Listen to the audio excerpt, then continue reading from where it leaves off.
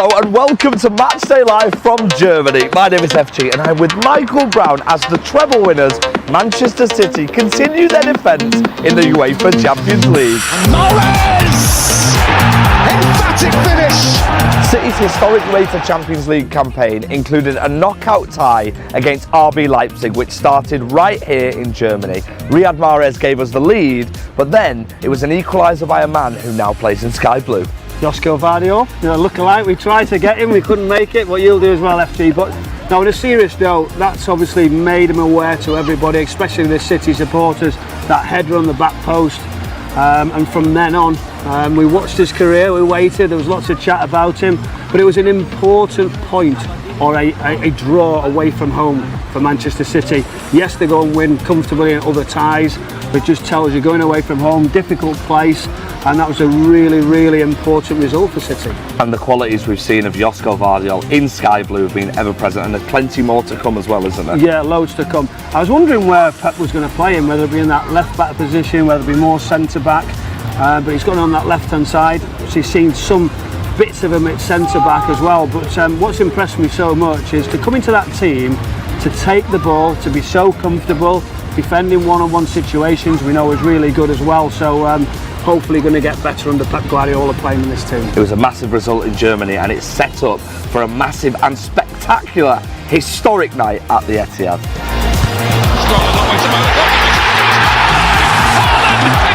A night which football fans around the world will never forget. 7 for City and 5 for Erling Haaland. What a special, special night. Incredible, and 5 goals in the Champions League, only the 3rd player in the history of it to score 5. You know how much he loves that Champions League.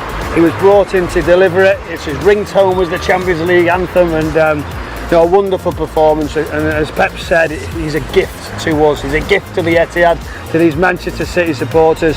It's a wonderful turnaround of ratio, of being in the right place, the right time, and it's just professionalism. He said how much he's enjoying his time and how much he's pinching himself to score 5 and obviously progress in the Champions League towards the treble.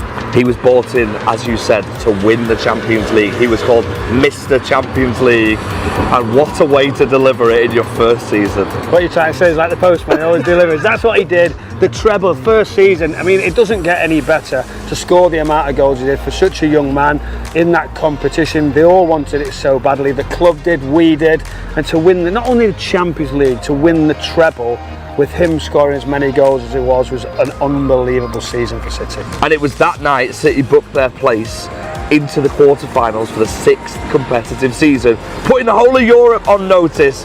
The champions of Europe were well on their way to Istanbul. It is over here. A spectacular, scintillating, sensational display. And here we are back in Germany, back in Leipzig. We are heading back to the Red Bull Arena, this time for the group stages, where the Blues will be looking to build on last season's success. Yeah, they'll be looking to build, but this is where it starts, to get to that final yet again, to try and win another Champions League. I mean, successful campaign last season, but it's a tough game here, so you've got to be on it, you've got to be ready. But it's really set the tone for the group stages to start qualifying for the later rounds. It's a massive competition and we've got a massive lineup in the Matchday Live studio in Manchester. Let's head there with Natalie and some stellar guests. Thank you so much to FG and to Michael Brown. Yes, indeed, we do have some stellar guests in the studio today. Joining me for tonight's Champions League Matchday Live, we have Nedum Onuoha, Steph Houghton and Shaun Wright-Phillips. Thank you all so much for being here this evening. It's lovely to see you all. And of course, Steph, the WSL is back. It must be such a lovely feeling for you having your season up and running. Yeah, it's probably been one of the longest pre-season I've ever had, is 8 weeks. But yeah, it was nice to finally play and for us to get the win as well, I think. And now we're looking forward to the big one on Sunday. Well, we're going to do the team news in just a second. I can give you a little, I do like to give you a little sneaky little inside here. Rico Lewis starts tonight. Don't tell anybody I told you because we're not actually allowed right now. But this is always the first place to get your team news on Matchday Live. So we have to, give the people a little break the rules. Yes. Break the rules. Break the rules, exactly. Thank you. I guess you'll back me up. So yes. No, No. Yes, we're all good. Natalie Pike, everyone, she did that, not me. Right, we can do the team news. I've not been too naughty today. We're going to go back over to FG and Michael Brown. They are pitchside. Here is your all-important team news for tonight's game.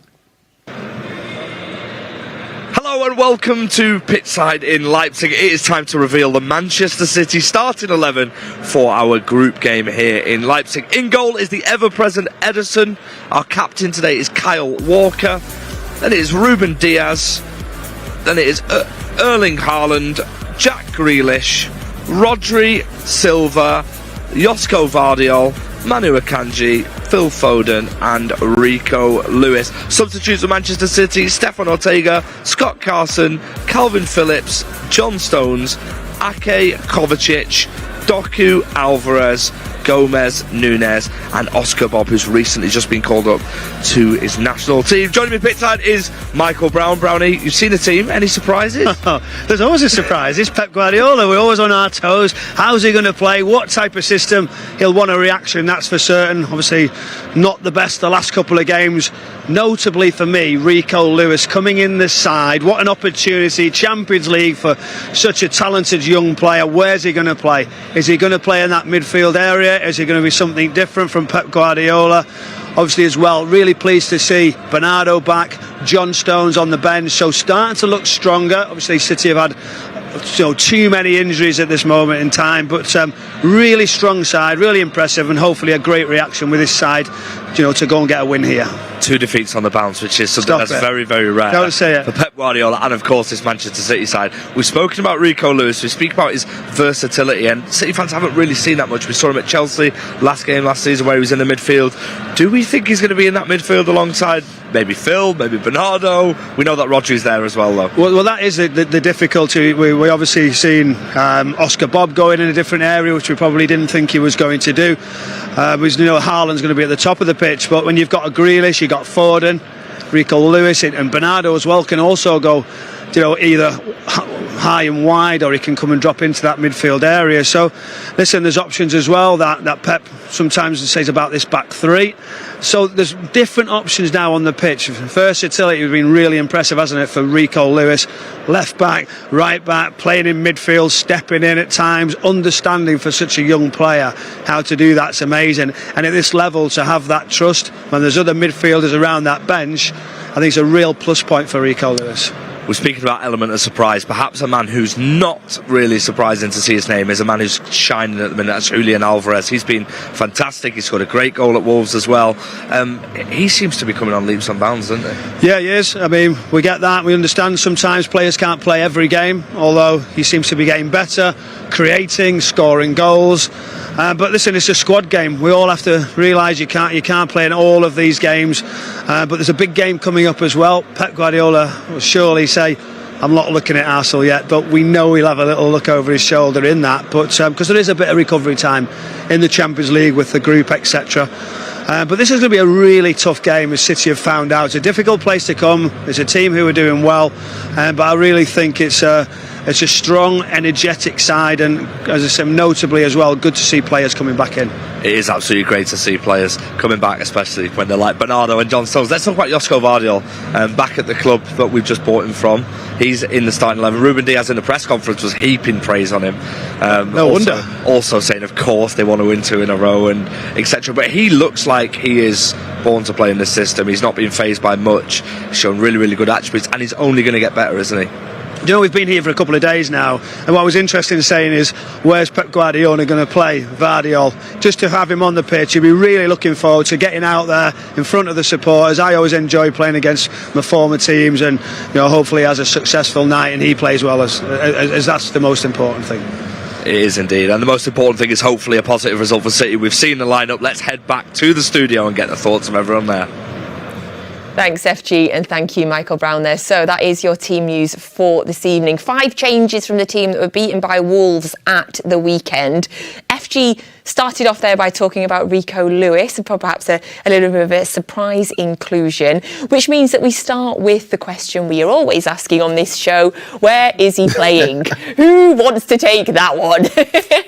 I would speculate that he's going to be playing centre midfield alongside Rodri. That is the speculation, but realistically, say we don't know. I think he's is good to have in there because he's so skilled. He could be at the back, he could be in midfield.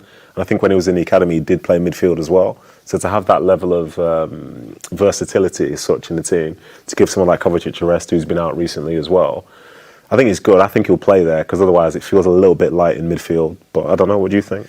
I don't know, when we was off air, obviously, and I was saying Gvardiol may play in that position, or just sitting here thinking about it now, we could even play with wing-backs and keep 3 centre-backs. So I think there's a lot of options and scope for moving it around in-game, which could be positive for us.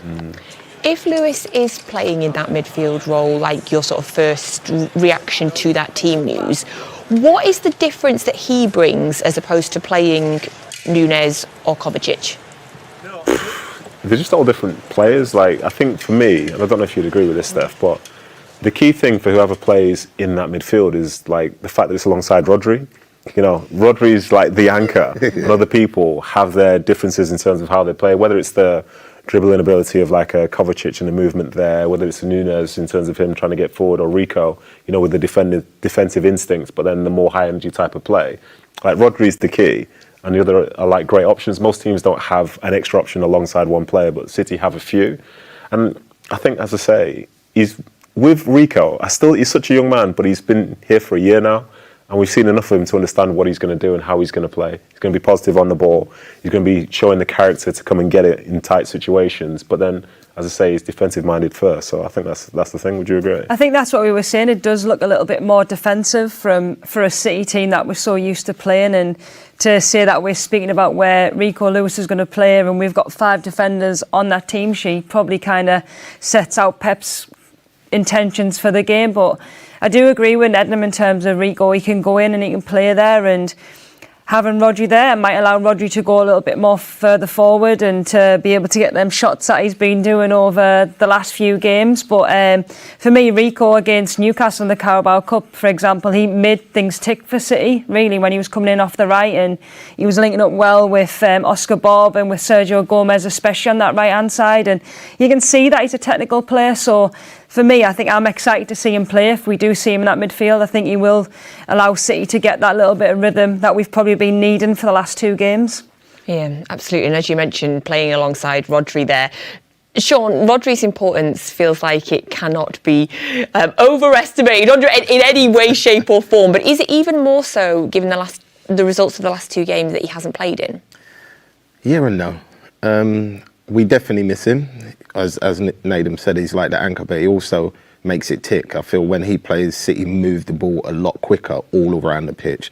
And he started to play a lot of those passes that Fernandinho used to play, where he just clips it over to the back, which is a ball we need. But with Rico Lewis in there, it kind of frees a lot up. I think it allows Walker to get forward, because if Walker's out of position, Rico can just kind of slot in there and Walker can come back in there. So it's allowed so much movements, and like Steph said as well, it might give Rodri that little bit more license as well to move forward and dictate, because he knows he's got more support in there going backwards. In terms of the defence, we'll go to the defenders. Well, technically speaking, I'm a retired defender, so... Also, okay, yes. Also, I played right wing-back, so I have got a bit of defensive history. Yeah. Oh, okay, I apologise. The real specialist is over there. Yes. He's still playing. So did you defend? Or were you Yes, right? He did, to be fair. He did. That's a great question. Yeah, did you do He did. that? He put the couple work times in. through defending, He put the didn't work I? in, yeah. Put it work. Sent off. Yeah. So it still doesn't answer the question if he did that's defending, fine. yes. But of course, I'll go to the current defender. Obviously, we've got the extra story, the extra added element of tonight's game, that Josko Gvardiol goes back to his former club. They absolutely adored him. Rumours being that they're going to give him a farewell today. Of course, when he played us last season, he scored against us in the draw there as well. How impressed have you been by him from what you've seen so far? Yeah, I think for someone so young, I mean, what a header that is. I mean, from last season, the height he gets on there, maybe a tiny little bit of a foul, but I think from that game then on, I think everybody was talking about him, Manchester City fans, about the prospect of him coming here. And I think from his performances so far this season, I think you see so much maturity from him for being 21, and I think that versatility of being able to play on the left or centre-half like he did against Newcastle in the Carabao Cup, I think for me, he's kind of just fitted in straight away, which is kind of credit to him, and obviously Pep as well. He must have so much trust in him to kind of put him in that position and to play the way that City play as a defender. It's quite hard in terms of playing out from the back and the rhythm that you need, but I think he made it look flawless, to be honest. I still can't believe when people remind me he's 21, I just think... crazy. Yeah, goodness. With him going back to his former club tonight, Shaun, you've been in a position where you have been sold to another club, gone back and still been loved by your other club. Apparently they're going to give him a nice farewell tonight. Obviously Núñez went back to Wolves on Saturday and was booed every time he got the ball. Are you expecting him to get a good reaction tonight? What do you think it's going to be like for him to go back to his former club? It's going to be a mixed emotions for him. Of course, he's going to want to go there and win, but at the same time, he's still going to have that love and respect for that club as well. I think with Núñez, it's completely different. His terms of getting himself to City wasn't that plain and simple. So clearly the fans didn't like it. But I think when he goes back here, I think they're meant to be giving him like a ball or something like that. I think I heard or read on social media. So it'll be interesting to see what he's got. But I'll be happy for him. Just hopefully he scores though for us today. Yes, nice. That'd be nice if he scores, or indeed it'd be nice if Erling Haaland scored, because he got 5 in that home leg in one game last year, which was lovely, Nedum. Obviously, we know he didn't score at weekend, which is very unlike him, but Leipzig, think he'll be okay. Yeah. he scores a bag full against them. Indeed, the most goals he's ever scored against a club. I think it's 11 he scored against them. Yeah, and that includes this 5, was it, from this Yes. year? That 5's definitely going to help. But yeah, that was an incredible night at the Etihad, an incredible game in itself, and the speed of that goal after they just scored literally 30 seconds earlier, it was amazing to see. And they have days like this where people are kicking balls off him and it's going in. Obviously, I never had any of those days ever in my career, but they do exist for certain people. And for Haaland, it's the work he puts in. He gets himself in the right areas. Things drop to him, and more often than not, when he gets the opportunity, well, lo and behold, drops to him again. Just send it to its home. He's perfected the art of it, and yeah, more power to him. And I think he'll look forward to playing against Leipzig once again. Yeah, for sure. Yes, of course, 3rd season in a row that we have played Leipzig, which is, it's fine. That's fine. It's fine with me. We've had some good results against them. Of course, we've had great results in the group stage in general. We've only lost 2 of our last 30 Champions League group stage games. One of those was against Leipzig. One of them was against PSG, by the way. Yeah. It feels like, Shaun, it's just always so important that we bash out the results as quick as we can, get qualified as quick as we can. I think you have to. I think in terms of our club, like the amount of games they have to play, they're always in every competition. So to be comfortable in a position in a group and not take advantage of that, we have the right team to rotate. So we're not playing a weaker team. We're just playing a different team to get some players some rest. And that would only happen if we bash those results out, just like you said, and pick up the points and put ourselves in a great position. And being in the Champions League, you kind of want to finish top normally, because I wouldn't say it makes the route easier, because City never have an easier route in the Champions League, but normally that's how it pans out. You normally play second of the other group. But so if I was the manager, which will never ever happen, by the way, that's what I would do. I'd expect to pick up the results quick and fast, and then be able to mix my team up a lot better. I know the idea that City have easy route makes me laugh when you think about yes, but yes, indeed, finishing top and getting the results quickly is always the plan. As always, if you would like to ask our guests a question, you can do so. You can use the WhatsApp number that is on your screen now, and you know how much I enjoy your questions. You always ask some absolute belters, so get them in now, and I will get through as many as I possibly can for you all later on. So get your questions in now. So we've had the City team news. We know the City starting 11, but what is the Leipzig starting 11? They do have a few injury concerns at the minute. So let's go back over to FG and to Michael Brown and find out who we will be playing this evening. Yes, hello, welcome back to Pitchside. It is time to reveal the RB Leipzig side to face Manchester City. In goal is Blaswich, and then Simmerkan, Poulsen, the captain, Forsberg, Sewald, Klosterman, Belgium striker Openda, Xavi Simons, Raum, Lukeba and Schlager. Your substitutes are on the screen, including Fabio Carvalho, who football fans will remember from Fulham, and he's also on loan from Liverpool. Brownie, you've seen the team. Let's get straight into it. Let's talk about the goal scoring option. Openda, a man who's impressed so much. They've tried to replace Nkunku with his goals. He was very, very good at Lens. 21 goals last season. Got them to the Champions League for the first time since 2002. I think it's so difficult, isn't it? You know, you look at the amount of players that they lost, and they were unsure what they were going to be like starting off this campaign. But they recruited really well in several areas. A couple of loan players that we know obviously brought in to strengthen that attack. But the manager gaining experience every single year, and they feel like they're in a good place. So be a real threat tonight. They absolutely will. And of course, the first group game they did win 3-1 against Young Boys. This is sort of a game that they were looking to get a result from. Of course, they've played Manchester City before, albeit it was a side on the way to winning that treble, on the way to that incredible season, and they held their own, especially in the first leg. Here at this place, they got the equaliser by a man who's now in sky blue. But this is a good opportunity for them to get some points on the board here. I'm just wondering who scores the goal, if there's any good players that we can maybe take again. So we'll see. Hopefully they don't score. Again, you know, they recruit well at this football club. Yes, they do sell them on, and that's the model at times, that you have to do that from a football perspective and a financial perspective. But it'll be a real difficult game, and I think the confidence all around the place. I think when you go and take a lead against Bayern Munich at the weekend, yes, Bayern came back in the second half and produced a couple of goals to get back into it. You feel like it's a team starting with confidence, and I think that will be a worry for Pep Guardiola and the team. But again, you know, they've had a couple of changes. They've had to make certain changes. They've had injuries as well. Timo Werner, who we've seen today at the game for the youth game, and you know, they've had to move things around at right back as well. So listen, they're a threat at the top of the pitch. They've got some attacking players in that sort of front two and wider area. And Xavi Simons, a man who's on loan from PSG, did so well at PSV last season. He is the epitome of that confidence. He's been scoring wonder goals like we've seen before, and he is a real threat for this side, isn't he? But he's a threat as well, and that'll be the uncertainty, whether he comes inside, whether he gets down the wider spaces. Very quick, very agile, and he could score wonder goals from key areas on the edge of the pitch. But you know, as well at the top of the pitch, you feel like they've got real experience with the strikers. And when they're spending £45 million or €45 million, I think it tells you everything, the level of strikers they've got coming in the building. Absolutely, and Open has got a lot of pacing behind. But I want to touch on that actually. They've spent the money, but they've also lost some key players. And Kunku's obviously gone to Chelsea.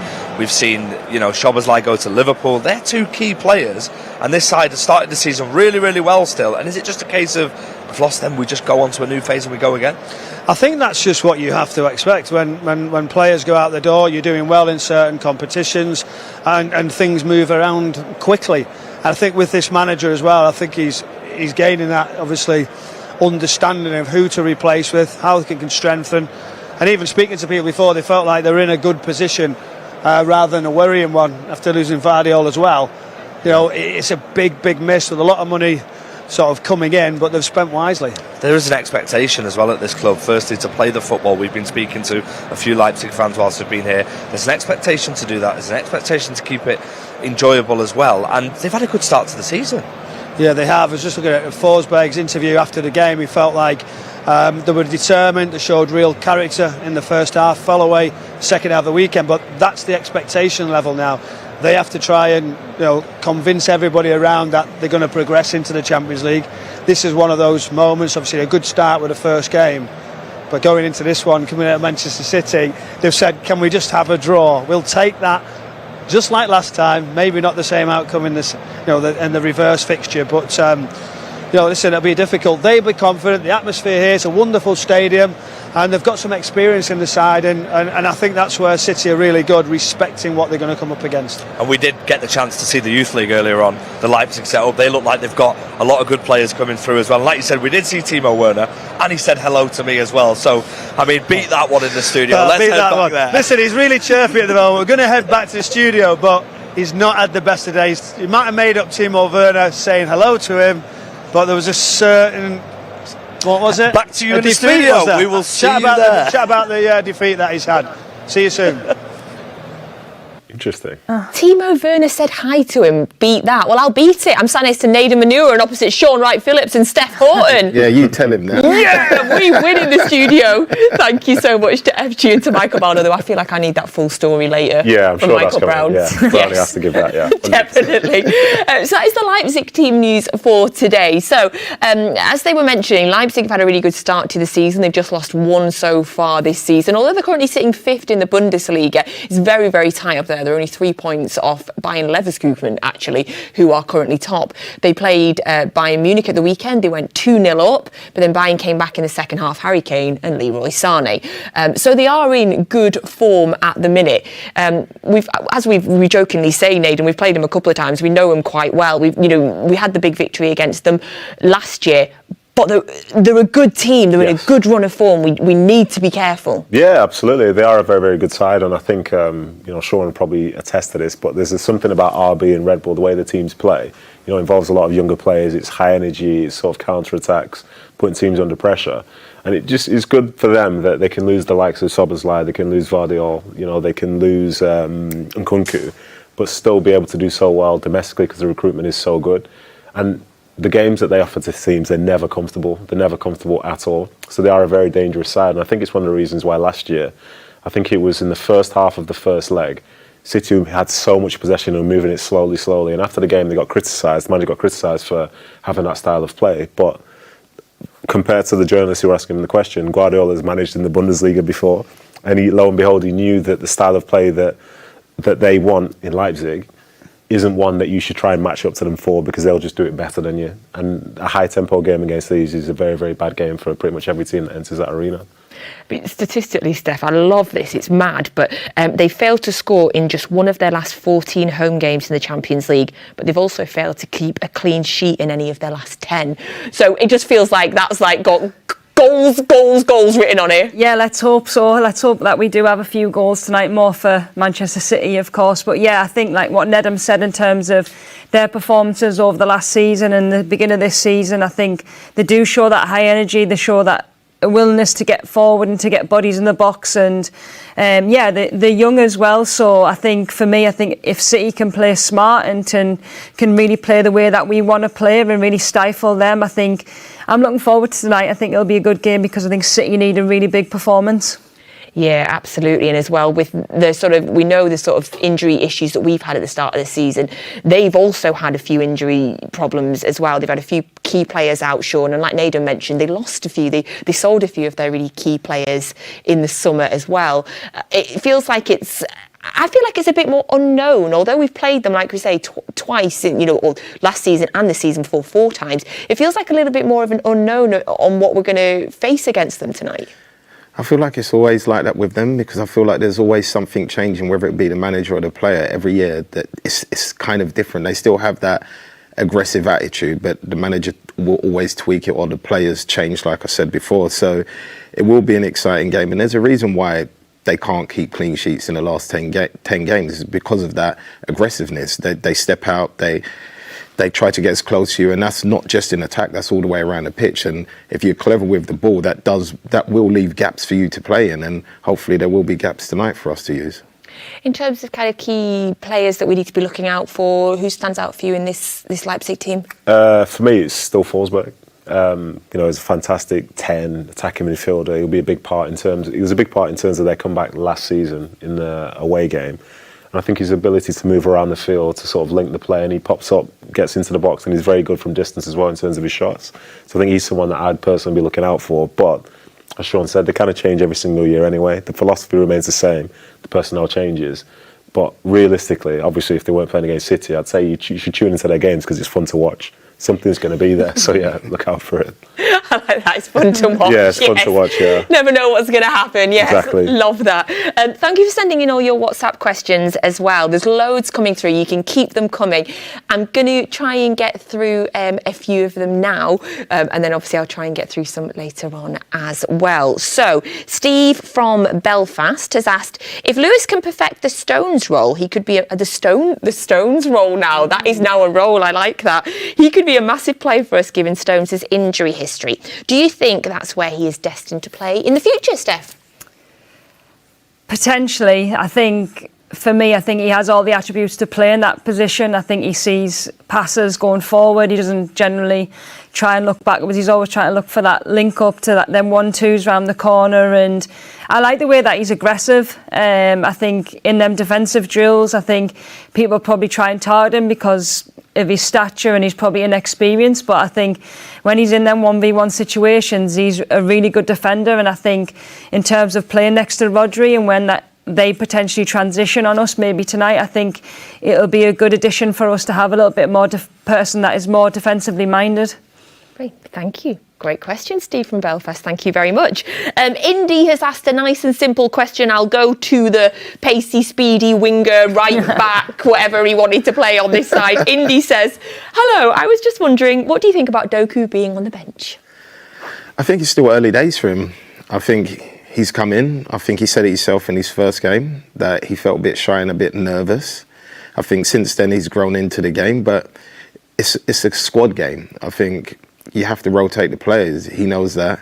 He had a lot of run of games, maybe because Jack was injured or maybe because he was playing well in some phases of the game, or maybe just because that's what Pep wanted to play, sort of thing. So you never know with Pep, but I'm a massive fan of him. He brings that little old school element to it, and I like the fact that even if he loses the ball 3 times, he'll still go back and try. He always draws players in. He can play backwards. He can play those cute little passes in between 2 defenders. And I think the way teams set up against City, you need a winger like that. I think you have to commit people to make more space for everybody else. Does he remind you of yourself a little bit? I'm a bit taller than him. I don't know. Somebody fact check that, please. Somebody, please, in the gallery, fact check that. Somebody, please, quickly Google the height. I'm not sure about that.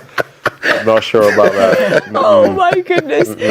Thank you so much for the question there. As I always love your questions. Keep them coming in and I will get through some more a little bit later on.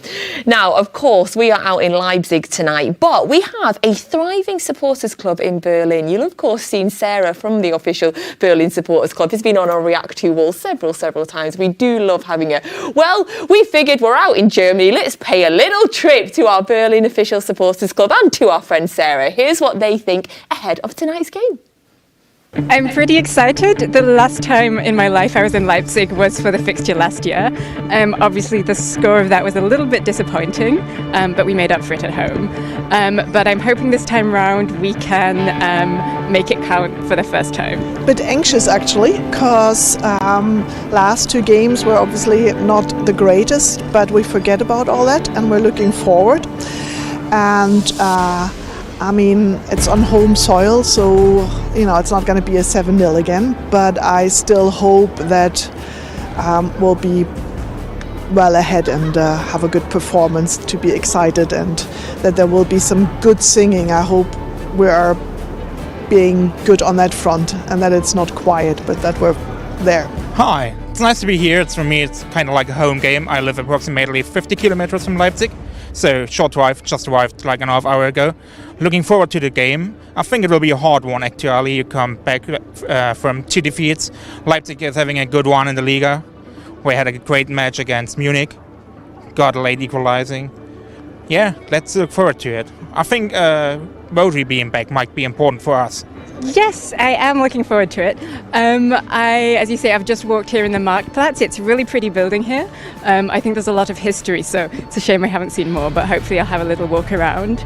And I ran into some Leipzig fans who said, hi, good luck for tonight, you're going to win, that's a confidence booster. I think one of the most important things was that we kept Walker.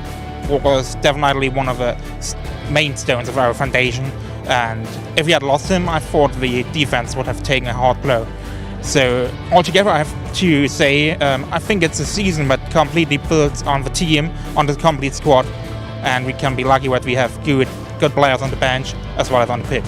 So the real reason I've got you here today is to take part in our quiz.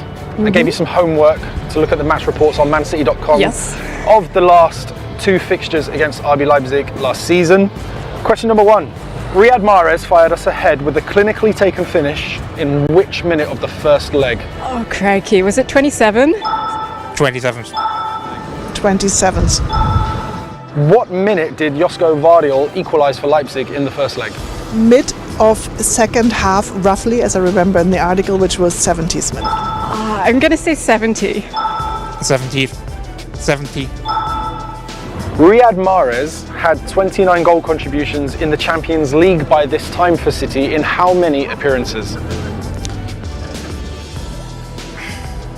Oh gosh, I have no clue. 30? I don't know. 35. I don't know.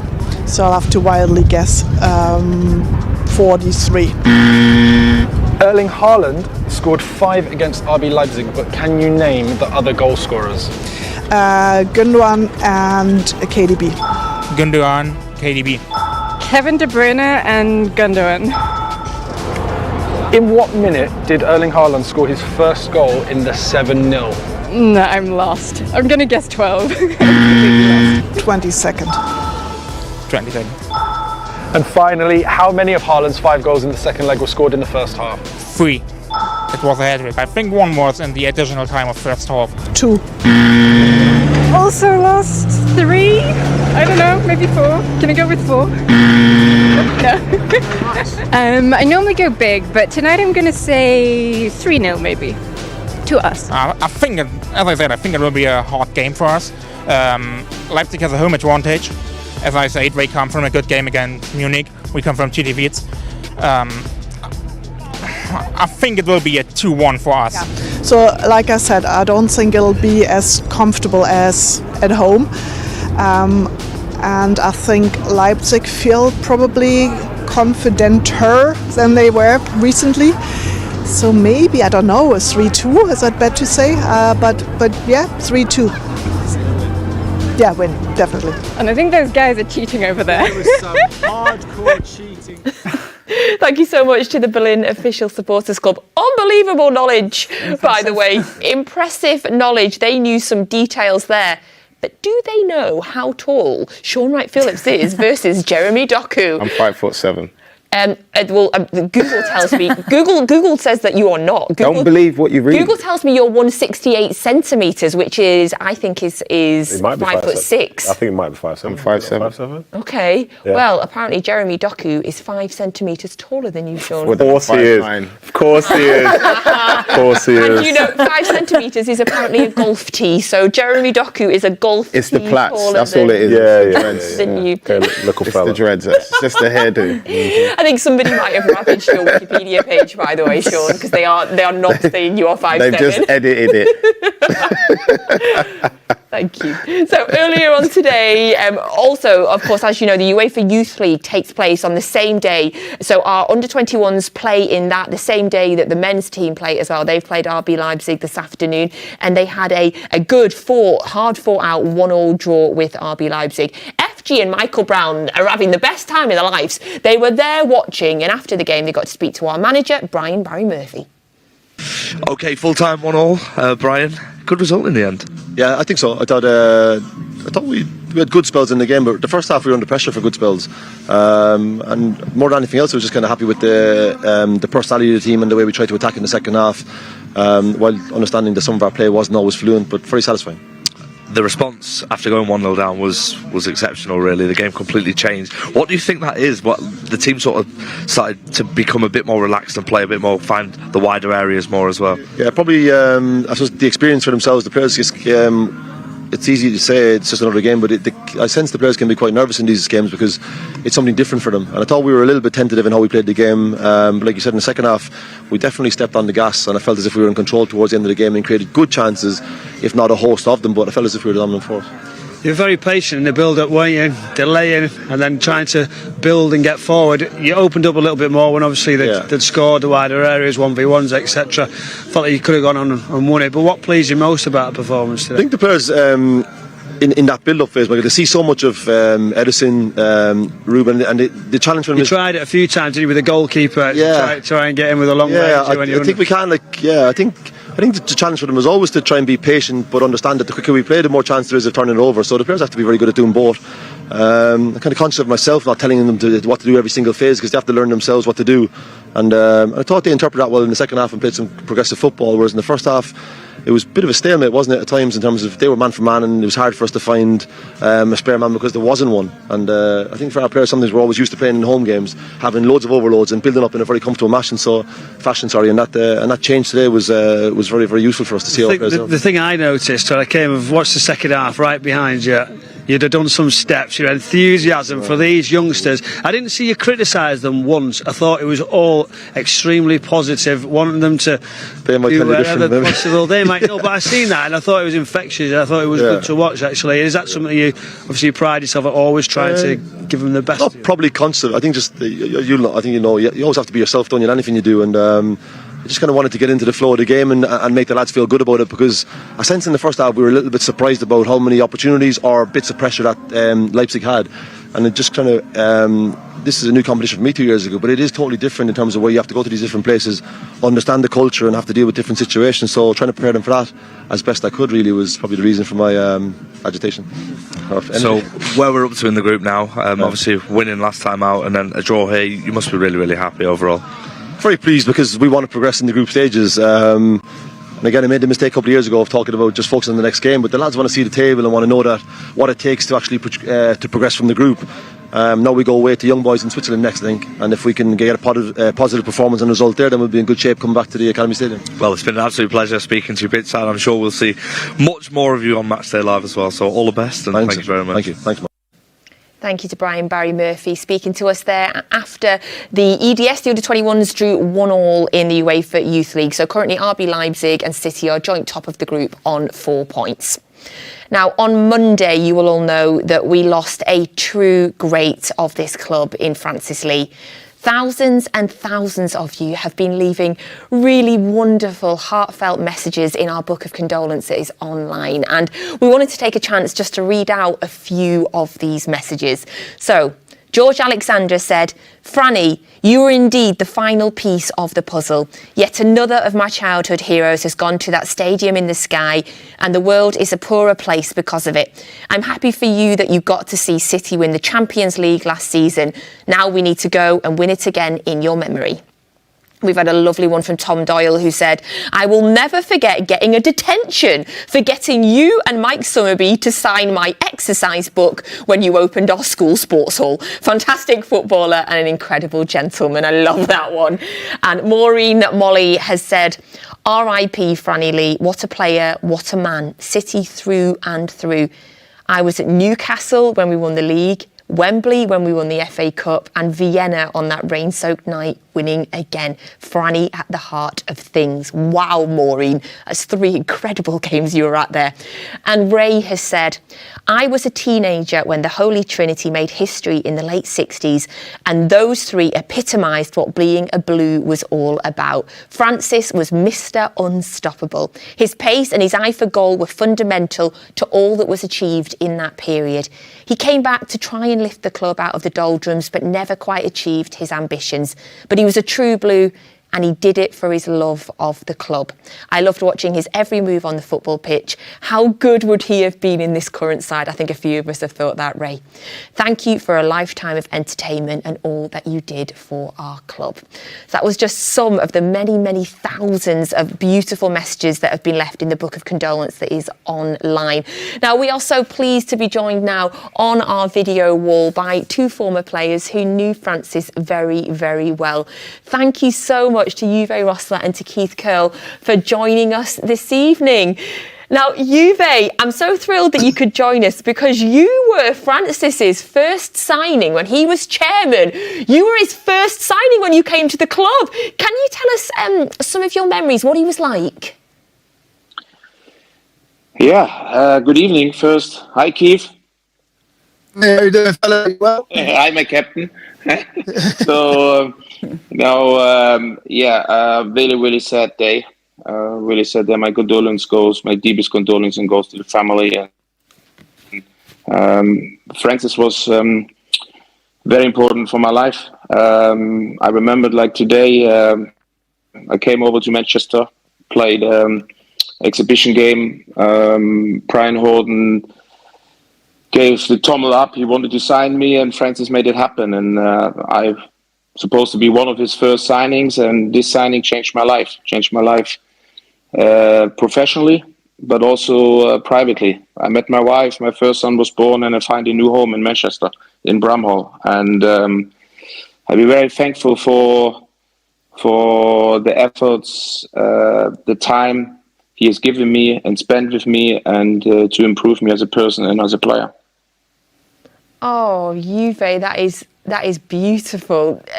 Do you have a favourite memory or a favourite story of Francis that you could share with us? Yeah, in the East, I got my first lamb chops at his cottage. So put it that way. In the East, in Leipzig is my hometown. So by the way, we didn't have lamb chops, so that was not a very common dish in our country. So when I came over, Francis told his son Gary to look after me because I didn't speak the language. Gary helped me enormously, and we built a friendship. In the beginning stages, Francis invited me to his house to teach me about English culture. For example, lamb chops. So I got my first lamb chops in his cottage. I remember that really well. And a glass of red wine, what he couldn't deny. So I had so much respect, I didn't want to drink it. But I learned that by then, I think, to a good dish belongs a good glass of red wine. Did he cook it for you, though, Uwe? No, Jill cooked it. Okay. I have to ask Keith, were you ever invited to his cottage to have lamb chops, Keith? I didn't have the lamb chops, but I got invited to Stanley Lands a few times. Of course you did, because you were club captain when Francis was chairman. What's your memories of the man? I knew Francis personally before he got involved with the football club as his chairman, and used to play over at Mottram Hall. And I've got to say, he was a competitor on the golf course as well.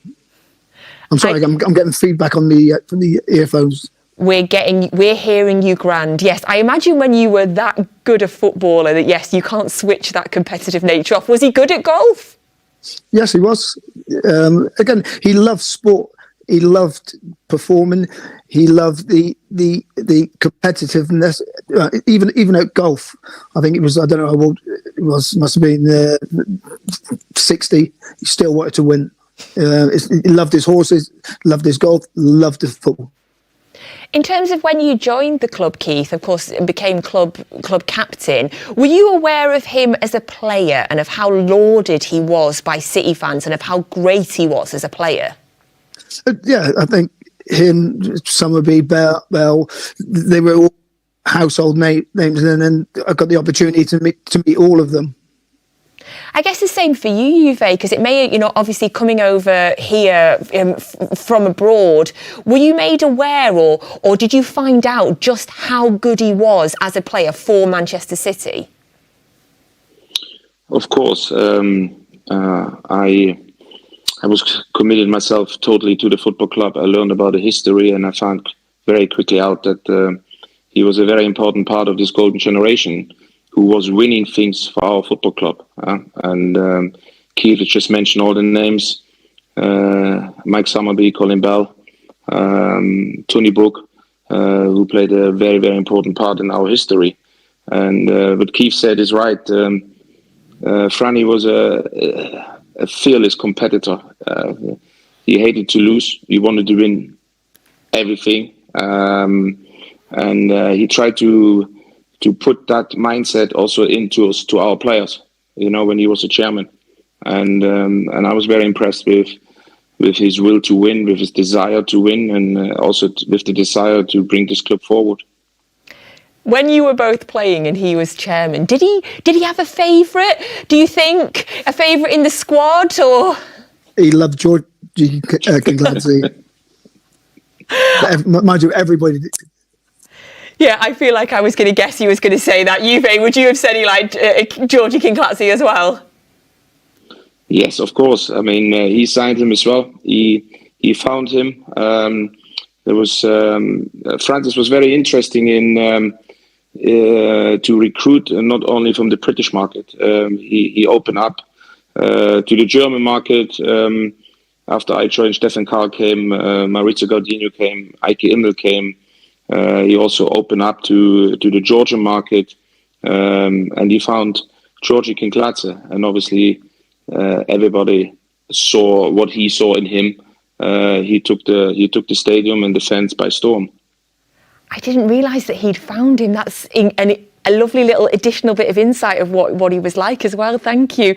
You both played for him, but somebody in the studio was also around at that time, but not playing, because when he was chairman, you were a ball boy, Nedum. That's right, yeah, that's right. And I've actually got his signature in an autograph book that I had from way back when the guys were at Platt Lane and the like. I remember sticking my hand through, getting the players to sign, and every time I go to games, managed to get a little bit of action from him as well. So yeah, it's a great throwback to a great time, and to hear people talk about the Trinity and to understand the importance he has for the football club.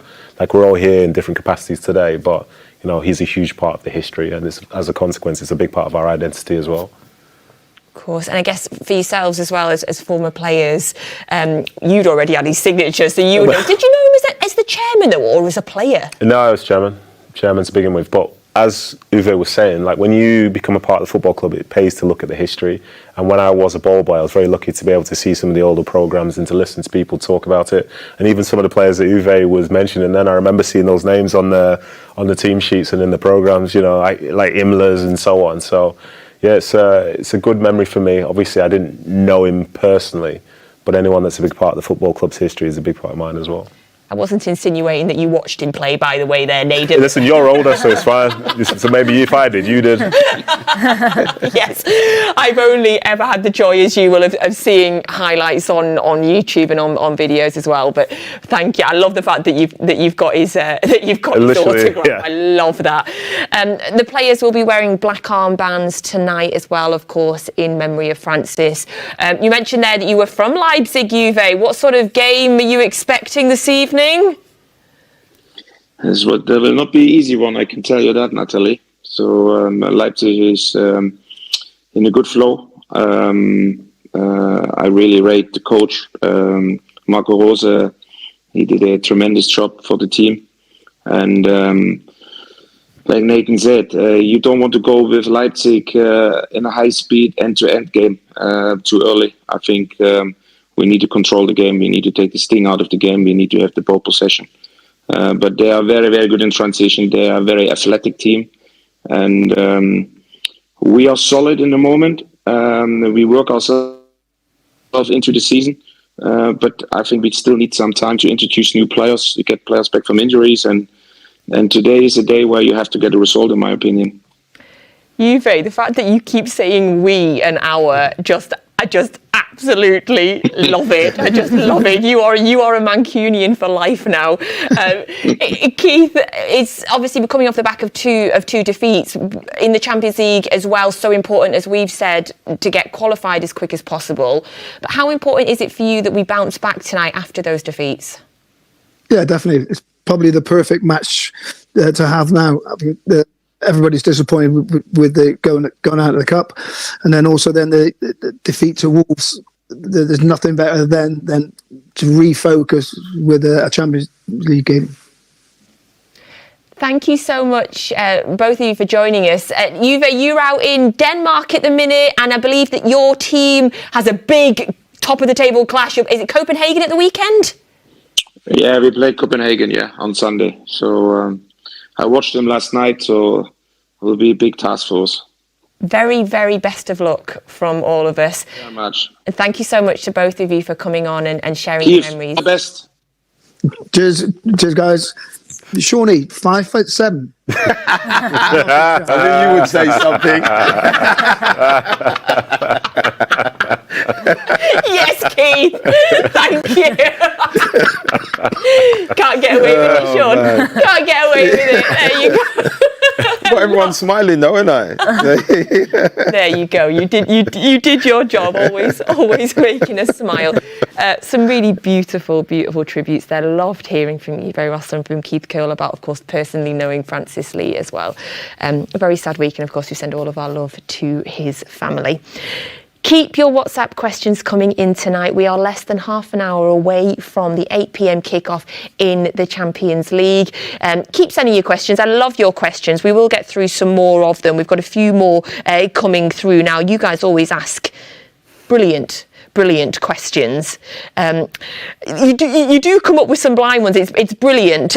Keep your questions coming in. Thank you so much for all of that. Now, of course, we've got FG and we've got Michael Brown out in Germany for us this evening. We are keeping them nice and busy. You may cast your minds back. I don't know if you guys were in the studio when we played Sheffield United. I feel like you might have been. Yes, I was. Yes. So FG's touch was very much brought into question. Do you remember the moment? Yes, I think I do, yeah. Yes, I think it might have been Brownie actually threw him the ball and FG tried to control it. And yes, apparently he claims that he did his hamstring in by doing that, by the way. So we decided while they're out in Germany and while we're keeping them busy, let's give them a challenge. Oh my goodness, I can't wait to watch this. Here's FG and Michael Brown. They're on a touch simulator at RB Leipzig's academy. We're at RB Leipzig and we are in a football simulator. Michael Brown, why have you brought me here? Oh, have you seen your touch? Sheffield United? I think we've got to do it. Bit your touch, bit of passing. Got to improve you, mate. You've got to get better than what I've seen. I'm a gamer, not a footballer, but today I will be taking on Michael Brown. That's debatable as well, but we'll have a go. We'll see how we get on. Good luck, FG. So you know the challenge. You've got to hit the play button on the right-hand side there. Make sure you do. Hit the play button. Don't be a hero. Lovely start. Look at that. Solid. Ooh. It's now, look at that. You're miles better. Now I'm going to look around. Pivot, mate. Open your body that's up going as quick. well, FG. There's some nice colours behind you. Oh, that's going well Good quick. first touch on his toes. Look at this technique. Oh, there's nothing there, FG, on that one, lad. And that one. Have a little look. That's better. 2-pointer. Wait for him to overlap. Oh, yeah. Nice. Do you understand this game and stuff, FG? I don't understand much, Brownie, to be honest, mate. But I can understand why you're a pro and I wasn't. You know, you've got to just sharpen up a bit, FG. You're approaching 50 seconds. Just going to head over towards a minute. Over a minute. Come on, there you go. One to go. One to do. Oh, you missed it. What's that? What's that? Oh my God, no. horrific. There's about 74. Hit him. Well done, mate.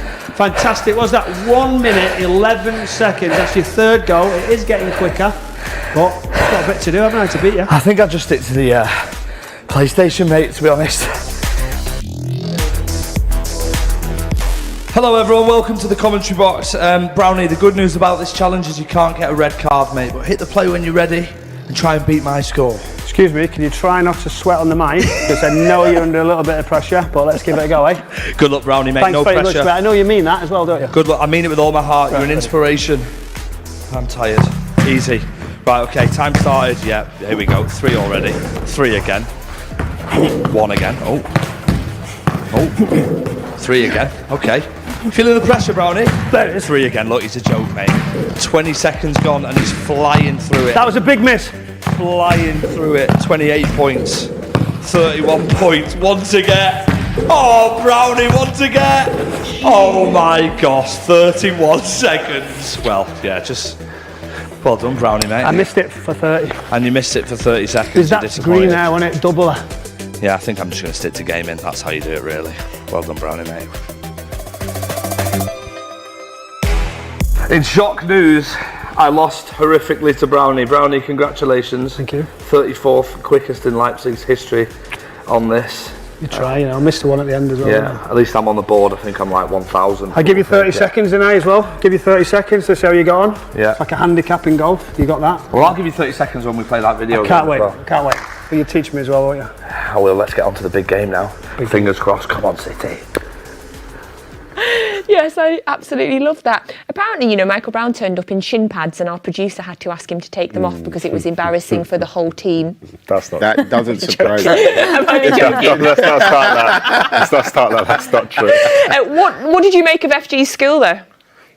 Not very good. He's already. I saw him a few weeks back, and he wanted me to obviously rate him on his FIFA card, and the first thing I started with was -10 pace. -10. Wow.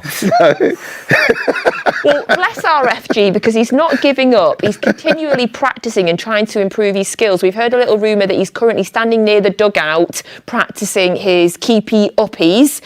Pep. Oh, FG!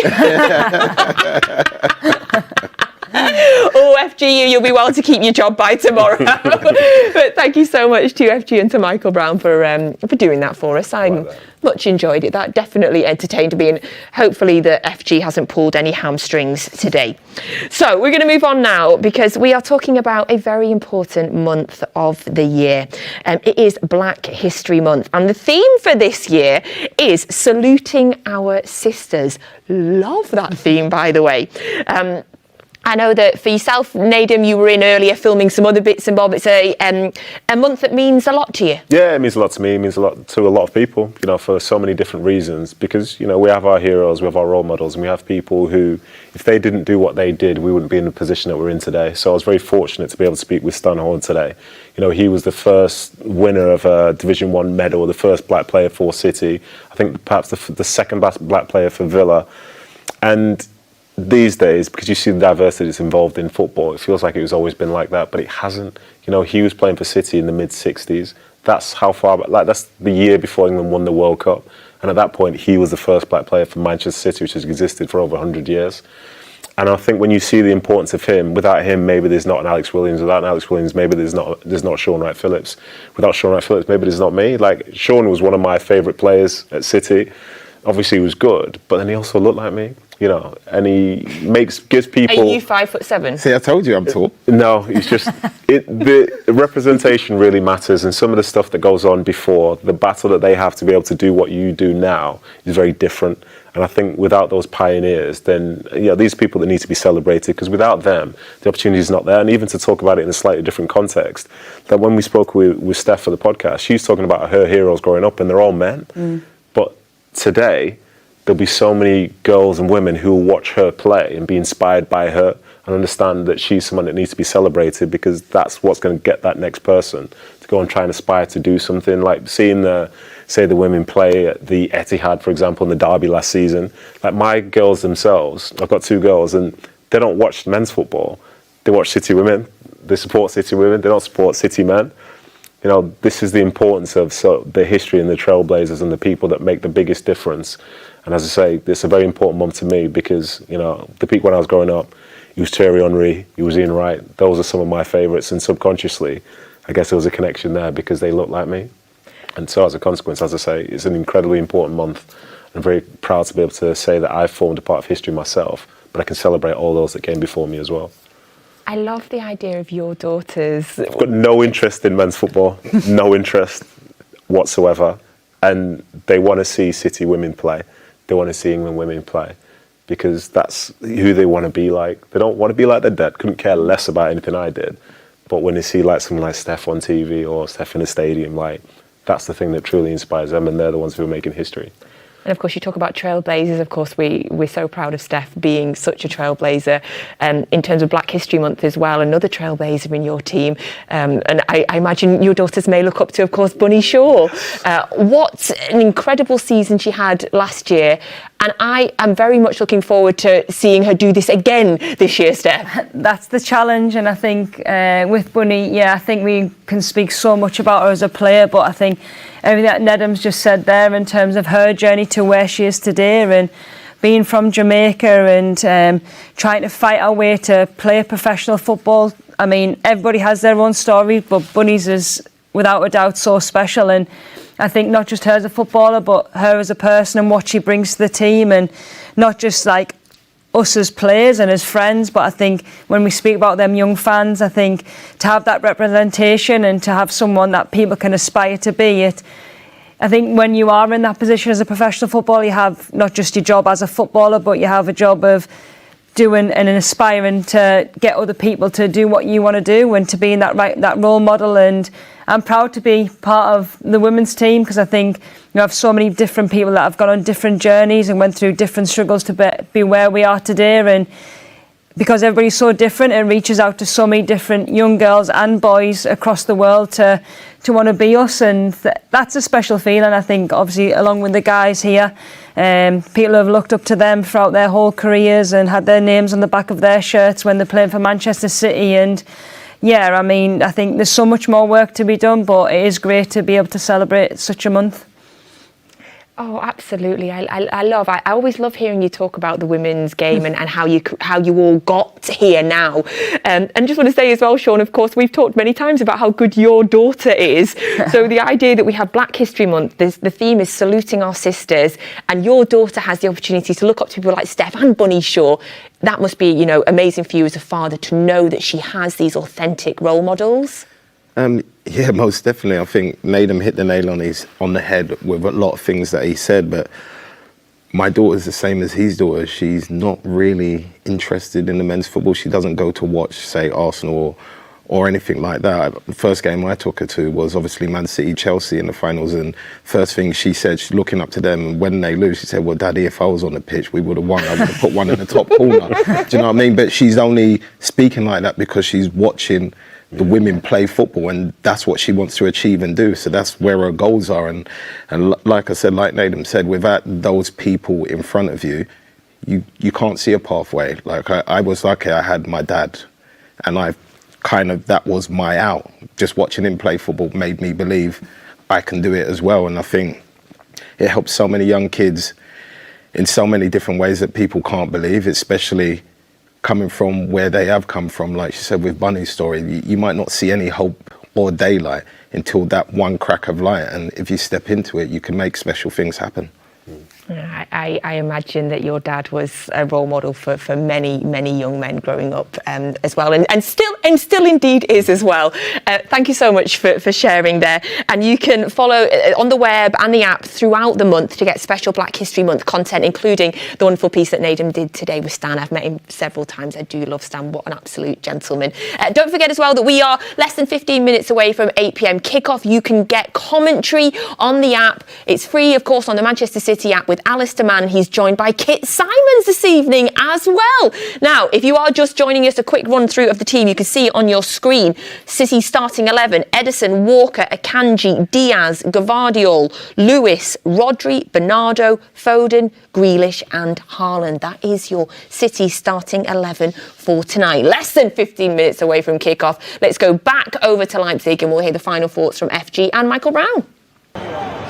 Hello and welcome back to pitchside at Leipzig. As you can see, the goalkeepers are actually coming behind us now. We can see I am joined pitchside by a man who exposed me for my FC24 skills, but we are talking about our final thoughts. The atmosphere is incredible in the stadium, isn't it? It's stepping up really, really nice. It's going to be a great atmosphere, that's for certain. But not only was it about your skills on the computer, it was your skills on the football pitch that we had to worry about. We're going to see more skills than that, really, I'm sure, over the next 90 minutes or so. Yeah, let's talk about the 90 minutes ahead, shall we? Can we talk about Rodri? Back in the starting 11. City fans seem to have that element of confidence when he is in the side, and rightly so, Brownie. Joe, it's amazing. When he first came, you're saying, Joe, is he going to play? Fernandinho is still learning his role, then he's got better and better. The tag is best number 6 in the world. I mean, that tells you where he's come. That's from his fellow teammates, that's from other footballers you meet around the scene, etc. And he is missed whenever he's not around, so it's great to have him involved. And what is so important about Rodri, because we're so blessed with the unbelievable talent here at Man City, but what is it about Rodri? Apart from, a goal that he scored in May. It's something that you might not know. It's been unselfish, FG. He's very unselfish. That's what he gives to this side. He does all the hard work. It's not all about him. It's about, just covering, getting round like the midfielders do. Wouldn't know anything about that, sadly, but one thing I do know about is what all the players have been saying recently, and it's that we want to win 2 Champions Leagues in a row. It's time for a bit of redemption, isn't it, after the last couple of games? Super important, and it's very unlike this side, isn't it, to lose 2 or even not get results in 3. It's tough, isn't it, because that's what Pep Guardiola talks about: momentum, rhythm. Keep that in the side, keep that in the confidence, building into big games, which we know there's a big one just around the corner. So we really don't want to go 3 games. I'm expecting a reaction from these players, and whenever things go against these City players, they seem to get results where other teams won't, and I'm hoping that's going to be exactly the same. They'll have great mentality tonight. Absolutely, and they won't really be looking ahead to Sunday, will they? I mean, or will they, Brownie? You've played it. They'll have a look. They're always looking at the fixtures that are coming. That's human nature, but I don't think that will affect tonight. They'll know it's there. They'll know it's a big game. These are used to big games. The Champions League, let me tell you, in the squad with these players, is right at the top of their list. They want to put this to bed, get through the group stages, make sure they're top of it. So this is where it is tonight. It absolutely is. And now you guys watching at home will remember the 2 legs on the way to winning the Champions League last season. I'm going to keep saying it, the treble winners are in town today. Let's talk about the first leg. So it was a game of 2 halves, wasn't it, really? I mean, we were brilliant in the first half, Mahrez, but we were good in the second half, and then they got a goal and they got a good result, but it was a good home performance. Jim, I think you look at all the territory that City have, etc. When you don't get more goals, you don't get second goals, people are always in with an opportunity, with a chance, giving them some sort of confidence to come back into the game. Noise levels are going up now, it's getting exciting, it's getting that stage now where you start to get that feeling. So listen, I think they'll be confident. They've had a good start, and so it's just all about City for me. Control the possession, forget what happened last year, and look at the home leg. Look what you can do to them. They'll also be thinking, this is what this City side can do to us. Well, that noise that you just heard, by the way, was the home goalkeepers coming out. Let's go back to that home leg. A memorable Champions League night at the Etihad, a memorable night for Erling Haaland. They obviously know all about him, and he knows about them as well. Experience in the Bundesliga. I do think he'll be looking for, he's putting his boots on tonight and going, yes please, and do a couple of goals. Hopefully it's going to be tonight. Obviously he loves playing in the Bundesliga. He knows and understands the way that the sides play. And what a return of goals that was. It was incredible. We've talked about it so much while we've been over here, about Pep saying he's blessed to have him. It's a real plus, etc. But it's about doing things right, doing things the simple way to get City back onto that front foot, scoring goals, creating chances, and that's what's the most important early on in the game. It absolutely is. We have given you our final thoughts. We'll be back at full time, but let's head back to the studio. Thank you to FG and to Michael Brown. That was their final thoughts, but they did film it about 10 or 15 minutes ago. If you're just panicking, thinking, why are they still warming up when the game is less than 10 minutes away? Yes, kickoff is less than 10 minutes away. Now, don't forget, you get your match commentary with Alistair Mann and Kit Simons on the Manchester City app. So, yes, we always get to this point of when we've had a fun show, when we've been talking about interesting things. I always get to this point and I think, oh my God, there's a game in 9 minutes. Shaun, give us your thoughts. What sort of game are you expecting tonight? Pretty much like Nedum said, I've played under the Red Bull banner. It's very frantic to the point of the manager used to just say to the front three, run yourself ragged. If you're tied at 60 minutes, whether you play good or well, I just put on another front three just to keep the intensity up. So I can imagine it's going to be a pretty much end-to-end game if City do not control the ball well. So I think if we play the way we know we can play, then Leipzig could be in all sorts of problems as well. Oh, goodness. I feel like that is going to be fantastic for a neutral, but maybe perhaps not for my heart, Steph. But what sort of game are you expecting? You're making me nervous. I'm sorry, I know, I do this. But yeah, deja vu, is this? Oh, yeah. I feel as though, maybe a few weeks ago this happened. But no, I think similar to what Shaun said, I think it's going to be intense. I think to play away in the Champions League is always an intense atmosphere, and having played them previously with a 1-1 draw, I think City will know what to expect. I think for me, from a City perspective, I think it is all about the result. Just getting a win would be great, but I think it's going to be tough. I think Leipzig are experienced at this level and a young team that's willing to run. But I think when you have City who are experienced in this competition and champions, hopefully, like Shaun said, in terms of controlling the ball and making it a little bit harder is the way that City have to go. I just love hearing it every time, champions, when you're going into a game as European champions, Nedum. It's lovely, isn't it? What about yourself? What sort of game are you expecting overall? Yeah, I think it will be a tough game, and I think there's a perspective which we're missing here, and it's the fact that even though it seems like they play Leipzig all the time, this is Leipzig's chance to sort of get, not revenge, but try and deal with the fact they lost 7-0 the last time they played against City. So they would have had this earmarked to the point where they want to show to their fans that they're a lot more competitive than being wiped off the face of the earth in that second leg last season. So I think they're going to get there, they're going to start on the front foot. It's going to be intense. They're going to try and, as I say, get the fans involved. But I think those players have been selected for City for a reason, and they'll be able to manage that atmosphere. So as long as, City can sort of control it as best as they can, hopefully it won't be too fun, but I think City will get a win. Give me a score prediction. You love these. I'll say 2-1 City. Oh, I'll take that right now, Steph. I was actually going to say that, but you can have to say she would say that. She would say that. She would say that. She would say that. Like, of course he copies my fantasy football team. That's all I'm going to say. Go to the Kit Simons. Kit Simons. Go to Kit Simons. Alistair Mann. I'm going to say 2-0 City. Okay, great. Thank you so much. We should have done an FPL section with these two. We should have. Steph is top of our league, by the way, currently. So don't forget, you can get your commentary on the Manchester City app with Alistair Mann and with Kit Simons. We will all be back with you at half-time and, of course, full-time as well. Thank you so much for joining us on today's Matchday Live. Enjoy the game, Blues. Fingers crossed. Thank you, Natalie, and a very warm welcome to the Red Bull Arena. Well, after defeats in the Carabao Cup and the Premier League, City have arrived in Leipzig having hit a bump in the road. For the first time since January, they've lost 2 games in a row. Their reaction